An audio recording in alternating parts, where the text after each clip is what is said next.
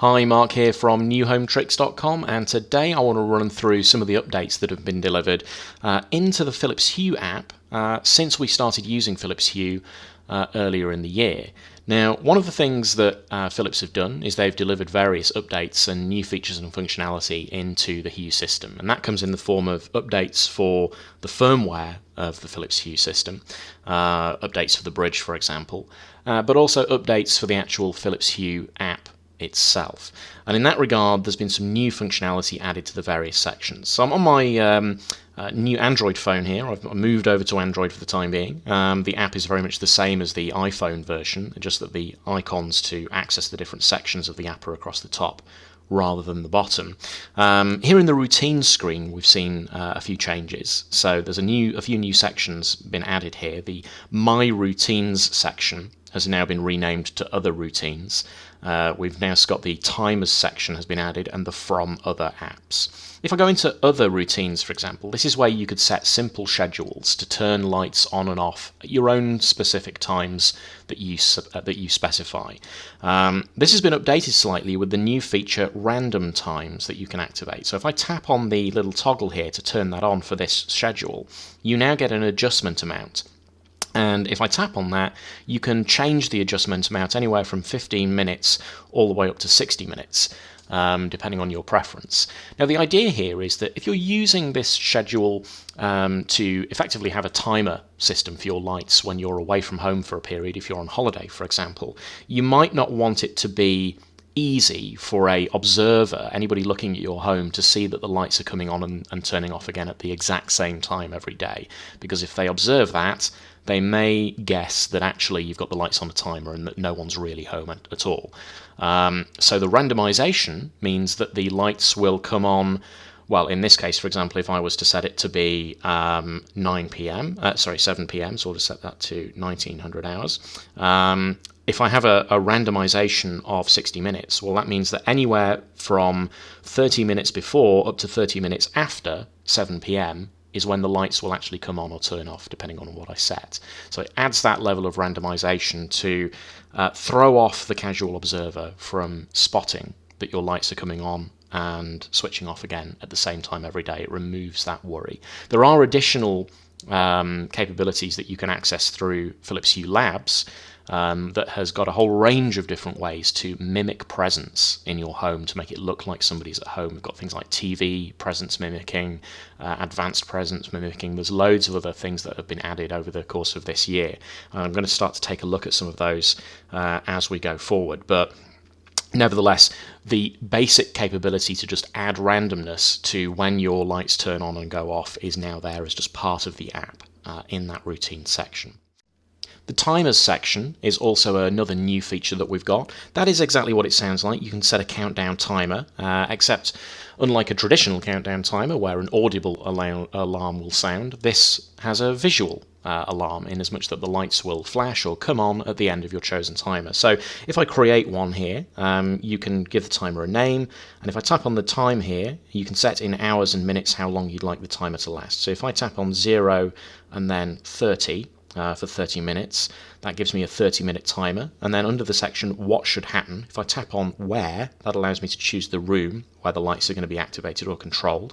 Let's go with the kitchen. Let's say, for example, that I'm doing a cooking timer. And then I can choose what happens in the kitchen. I can activate a scene, or I can turn the lights off, switch them on to the last state, but perhaps more appropriately, blink the lights. You can have the lights blink and flash when the timer runs out. And then all you do is hit save, and that then starts the timer, and you get this progress bar coming up. If I stop the timer remains so that I can reuse that timer again at some future point. Or if I swipe, it allows me to delete, and it gives me the option to just confirm or cancel that. So I'll delete that now. So that can be quite useful if you want a visual timer of some kind to occur in a particular room. For any reason. Finally, we have the From Other Apps section. Now, the reason that this is here is that not all of the routines that you create in Philips Hue are going to be from this screen here. Some of them certainly will be, but you might create additional routines that set some kind of timer or schedule through something like Philips Hue Labs, for example, or maybe you'll do something from a third-party app. Perhaps you'll set something up with IFTTT, if this then that, or maybe even through Alexa or some other kind of smart home assistant. All of these things might add their own schedule and their own routine onto your Philips Hue bridge, and otherwise you might not have an easy way of seeing exactly what's going on there. And that can become a bit confusing if you're not sure where to go to modify that schedule or make changes. The From Other Apps screen gives you a bit more visibility into some of the additional things that might have been set up on your bridge from outside the Philips Hue app through a third-party app or other integration, for example. So it's nice to have that additional capability. You can delete those third-party routines that have been added. You can turn them on. In the case of certain things, you can start them immediately by pressing the start button. So you've got these additional capabilities that you can use now to view what's going on your bridge that might have been pushed in here from outside of the Philips Hue app. There are a few other capabilities. If I go over onto the settings screen, under Software Update, if you go in here, so this is the screen where you would update your Philips Hue system, including updating your bridge, updating your bulbs, light strips, and other accessories that you have on your Philips Hue system. Now, one of the things that used to happen here is that if you wanted to carry out an update, well, you would usually be alerted to that by some kind of alert notification inside the app to say that there was an update pending. Now you can activate automatic updates, and what this allows you to do is set a time of the day when the system should apply any firmware or software updates that are pending from Philips. These updates are usually quite useful because they will either improve or add additional functionality, or they may provide security updates. So in either case, they're going to be useful for these updates to come through, and rather than having to activate them manually at a time of day when losing your lighting control for a short period might be inconvenient, you can now have it happen automatically. You still have to turn this feature on, so you have to turn on the automatic update capability, but if you are using Philips Hue, I'd advise you to do this because it's going to keep your system up to date and it means you don't have to do this manually. Moving back to the routines screen, one of the things that you may remember from my first video about routines was that we took a look at the home and away capability. Now, what that home and away capability does is it means that when you arrive home, certain lights come on, and you can also say that when I leave home, I want certain lights to turn off, maybe the whole house turn off. And one of the questions that I posed that I didn't have the answer to at the time was, what happens if one person leaves home, but someone else is staying at home? Do the lights still go off? And the answer to that question is yes, they do. Even if one person stays behind, if one person leaves, that then triggers an event, and it triggers the event that someone's left, and it activates and turns the lights off.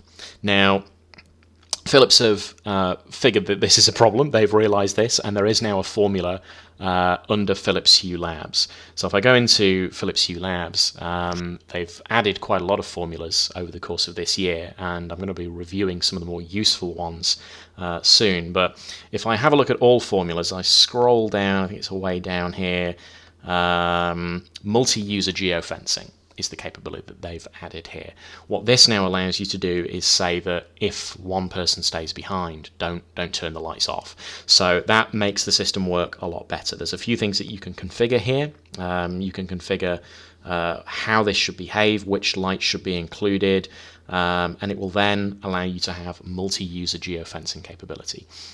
So that then gives you an additional functionality. You need to make sure that everybody who is using the system, who lives in your house, has the geolocation capability turned on in their Philips Hue app so that it knows who's home and who's not. But this now improves the functionality of that home and away capability so that it works better. You still need to turn this on under the regular routines section because this is the thing that makes the app aware of your location. So this still needs to be activated. When combined with that multi-user geofencing capability, it fixes, in inverted commas, the issue of the lights being turned off if one person leaves home and the other person stays behind, or other people are staying behind. So that certainly helps a great deal, makes that feature work a lot better. As mentioned, there are a few other formulas that I'd like to have a play around with and review over the coming weeks, so I'll take a look at that. But in the meantime, if you want to know more, I have of course written up a companion blog post that outlines a few more details about some of these capabilities.